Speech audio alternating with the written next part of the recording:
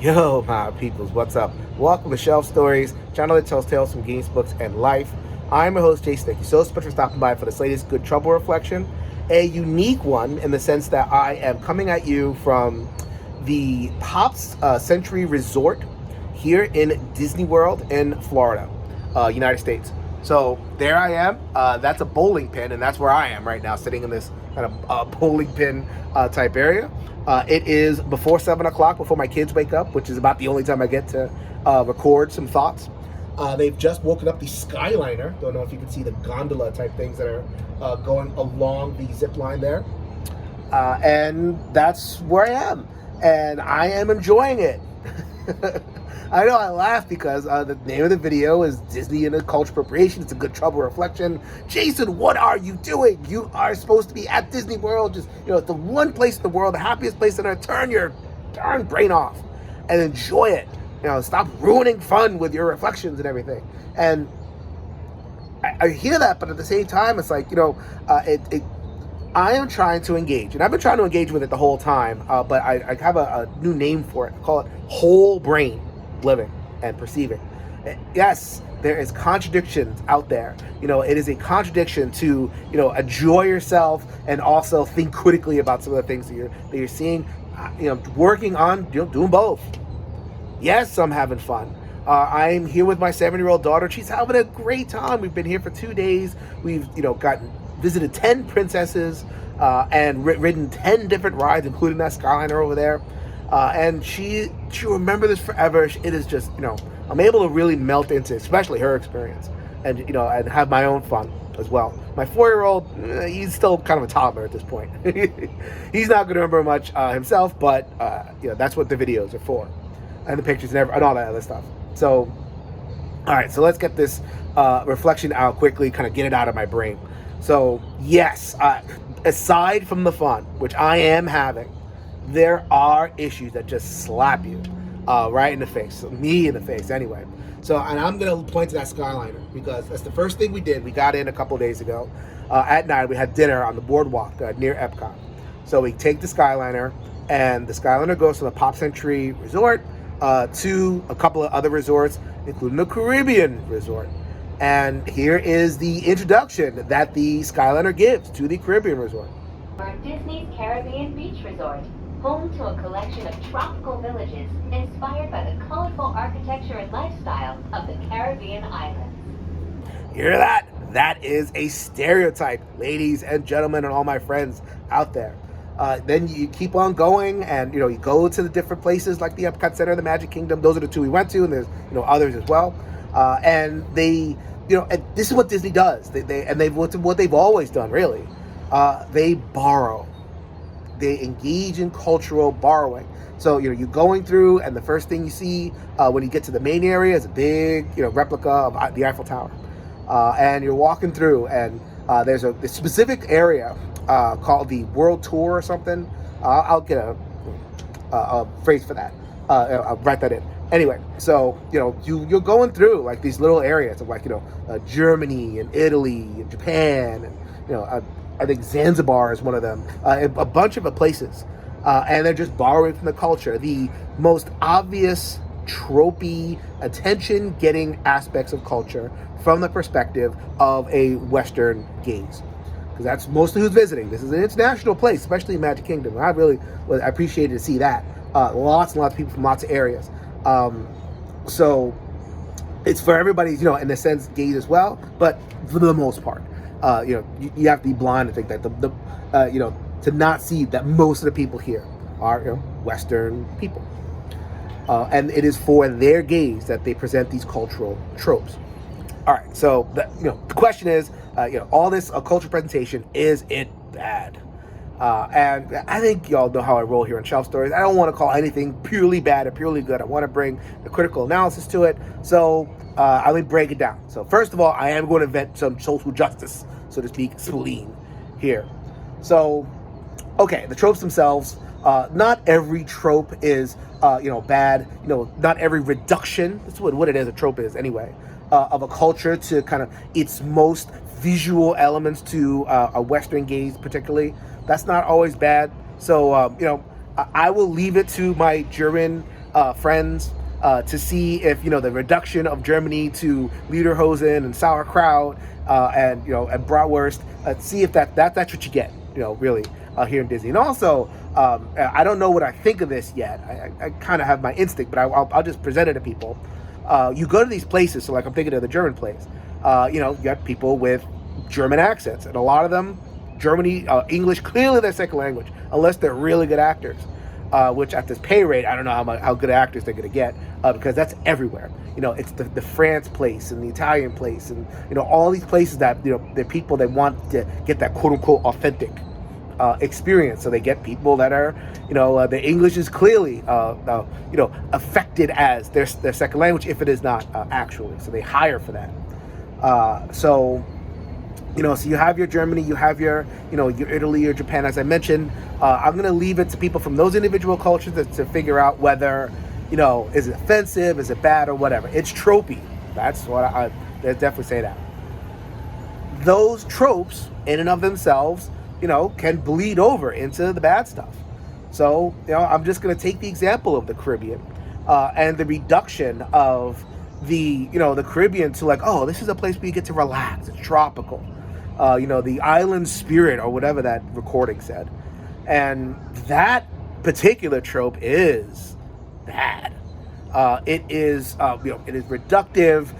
Yes, you can relax in the Caribbean, but that's a constructive thing. That's what Westerners can do, is relax. The Caribbean's a whole place where people work really hard and make their lives and everything. And so it's bad because that view that it's a place to relax and the people there are so laid back, that governs policy, especially our policy. America is the hegemon. They have their influence. The American government, the American system has influence in all these areas, and decisions are made in those real life areas. The orientation of those economies to export, the orientation of their economies to tourism and servicing, outsiders, foreigners. You're a foreigner, you have more opportunity there than if you are a regular person. And so I know I'm here, I'm supposed to be having a good time forgetting this stuff. They're not talking about it on the, the actual resort, or the lady, the mechanical lady that's on the gondola. They're not, impressing anybody, are they? They're taking something that's genuine in the Caribbean, which is the tropical area, and the people, the fact that you can have a lot of, relaxation on the beach, and they're just kind of highlighting it. Is that bad, Jason? I cannot unsee the link between what's happening, the misery that is experienced on the Caribbean, and the role that the perpetuation of the stereotype plays in furthering that oppression. There is a link. If you don't see it, well, that's you. I see it. I cannot unsee it. So as you can see, as the park is livening up, the sun is coming up. So let me get this out before I get too many more interruptions. Okay, so aside from just the tropes themselves, and then once again, every culture engages with their tropes in a certain way. It so happens the culture with which I'm familiar, the Caribbean culture, that trope is mishandled at best by Western peoples, and every other culture can kind of decide on their own how they experience that stuff. But on a higher level, right? Let me talk about just kind of the overall approach. Disney World is a fantasy. Straight up, that's the point of this place. This logistical achievement, across multiple miles of space. The whole thing is oriented to create a fantasy. Disappear and just enjoy the fact that everything works. Enjoy the easy travel and the plentiful food and the rides and the fun and the happy peoples. You can really get swept away in this place. Every comment that I've gotten, most of the comments that I've gotten on my social media posts about this, what a wonderful place, happiest place in the world, fantasy, etc. That is the point. And when you know reality, then you can kind of enjoy the fantasy better. Why does this place sweep us up so much? Because our realities are tough. Traffic breaks down and we have to be places and there's deadlines and, we compare that to here, and that's what heightens the fantasy. makes it even more enjoyable, because we don't have to be anywhere unless you want to be. And things are, you go in, you pay a thing, and you get this wonderful experience, and it's just the fantasy works because we reference the reality, and even the individual little things. So elephants do not have wings in real life, and we're educated that elephants don't have wings. In Mexico, show my preschoolers elephants. They always talk about animals, and so then even when my 7-year-old kid encounters Dumbo, they know it's fantasy, and they let that kind of sweep them away, and it becomes that much more enjoyable. And it's like, oh, that was a great fantasy, and now we're gonna learn about regular elephants again. So I mentioned that part, the way fantasy interacts with reality, to explain my core difficulty with the cultural presentation here. What is presented is a cultural fantasy. You go through the world tour or whatever it is, and it's like all these cultures are offering up their own, whatever will appeal to whoever's here. So Mexican culture is offering up its music and its food. Germans are offering up the lederhosen and the sauerkraut, and all these cultures are like, oh, come here. It is a fantasy world where we're all already getting along, and all of our gifts, our particular gifts, are being honored and accepted. That fantasy is so far from the reality, and there are a lot of people that know that, and they engage it anyway, and I'll talk about that in just a second. But especially here in America, and I'll call out particularly my American people. I know Europeans like to come in my comments and say, well, you're talking about you. Well, now I'm talking about the Americans for the most part. We don't know that. I think a lot of us assume that the cultural story is already the Disney-fied fantasy, that we're already open, and we've had civil rights, we've had those struggles. That's in the past. Now we're in this time period where it looks like this, and this is how cultures are. We should be open, and all these activists and all these people that are complaining, that we're all making it up, and we're all projecting, and we're all just doing it to make people miserable, as if that's a thing that is appealing. But this is what reality looks like, and that's not an exaggeration. You look at some of the demographic stats. I read something like a couple of years ago. They did a survey. Something like 75% of white American people do not have a single black friend. As self-identified. This is a survey I read the original survey. There's over hundreds of thousands of people surveyed. I don't have a black friend, not one. And you'll go down the list of the different other cultures. Don't have a friend of any of these other cultures. They're very monolithic living. And I've talked a lot about how American culture in general is very invested in this idea, this fantasy, that we already are melting pot. We already are multicultural and everything. And being here in Disney kind of just reaffirms that. And it's a bullshit story. And it dampens actual multicultural progress, because so many people already believe we've achieved it, and they don't want to put in the hard work to actually make real material progress, and they resist attempts by those of us who seek material progress towards true multiculturalism. And that's been part of the big problem. The fantasy here contributes to that resistance. That's one of my big problems. And so part of my problem is the fact that Disney kind of sells itself, and it kind of reifies this fantasy. But I guess my bigger problem is just the way we're educated culturally. That we are invested in teaching, kids about real animals, and, here's your real elephant, here's your real horse, and here's the fantastical unicorn and winged elephant, all that kind of stuff. That's great, but we are invested in not teaching about the real cultural story. So, I'll go towards another example. I go into the Canada area. What's the first thing you see? Big totem pole, and, evoking, Northwestern tribes, indigenous tribes. And that's such a difficult one for me, because I can't unsee what is actually happening amongst the Canadian indigenous peoples then and now. Go ahead and look up the residential schools. Go ahead and look at the way that the totem pole and other facts have been appropriated, taken from them, people like Disney, profiting from them.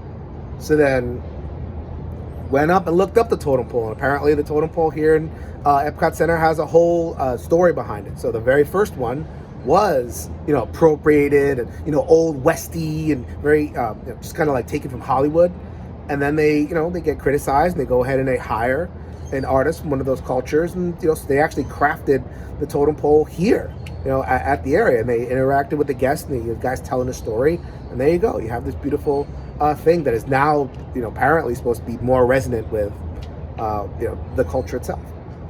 So is that better? Does that take it away from appropriation to now it's appreciation? Well, I mean, does that person have the capacity, or anybody else in those tribes have the capacity to tell their authentic stories? Or can they only tell the parts of their authentic story that will make people feel good? That is the question that I have.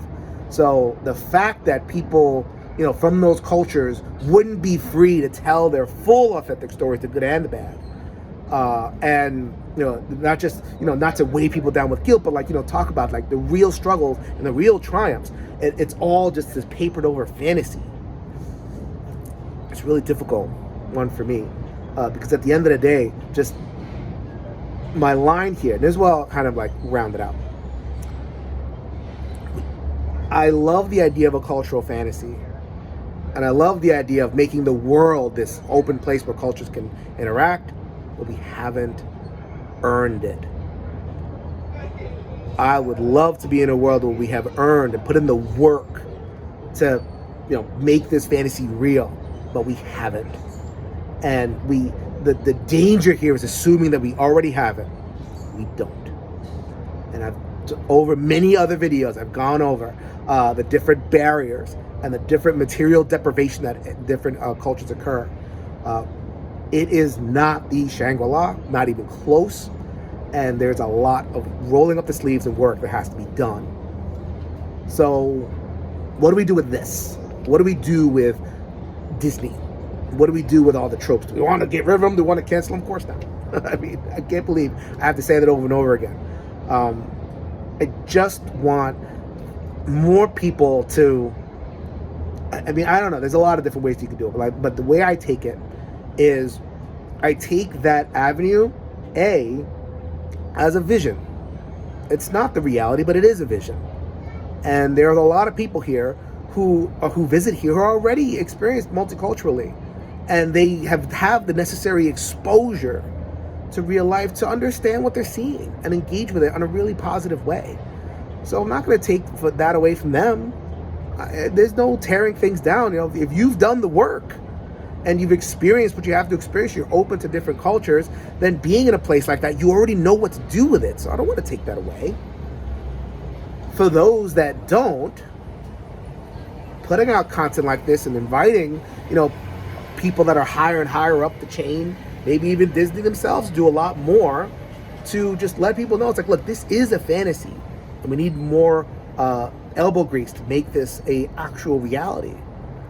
And what does that entail? More representation. My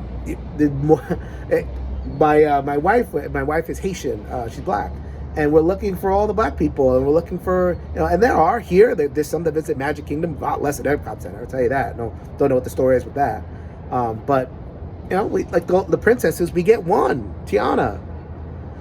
And is that enough? And it just the different areas, so just more stories, more representation. You go to the America place, there's no black people. America's black and white, and there should be a whole multicultural panorama as opposed to kind of the more jingoistic stuff. So more representation, more integration, more the society's getting together and celebrating ourselves for our differences, and Disney being a part of that process. So this reflection is long enough, but I wanted to kind of put my thoughts out there.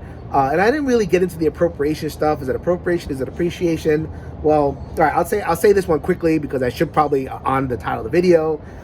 Yes, this is appropriation. Who's profiting? At the end of the day, appropriation is a economic term, and especially within capitalism, because capitalism likes to commodify and take or whatever. Who's profiting from the Disney Caribbean? Who's profiting from, you know, all the different cultural representations? No, it's Disney.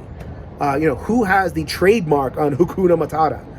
And it's not a copyright. You can, you know, say it and use it in a language all you want, but Disney has the copyright on putting it on merch. And so, you know, and who benefits from that merch? The cultures. So that's, I think, the dictionary definition of appropriations. That's another problem that I have with this place. So I know I'm putting a lot of stuff out there at this point. It's the park is waking up. I got to get back to my kids. But so I put that piece out there. The biggest thing though is the cultural fantasy. I like the fantasy. Let's let it be. Let this place be. I don't want to tear it down, but let's engage with it more critically and take it as an invitation, a challenge to make it real. So this is Jason reminding you, if you can change your mind, you can change the world, people, including the Disney World. So next time, bye everybody.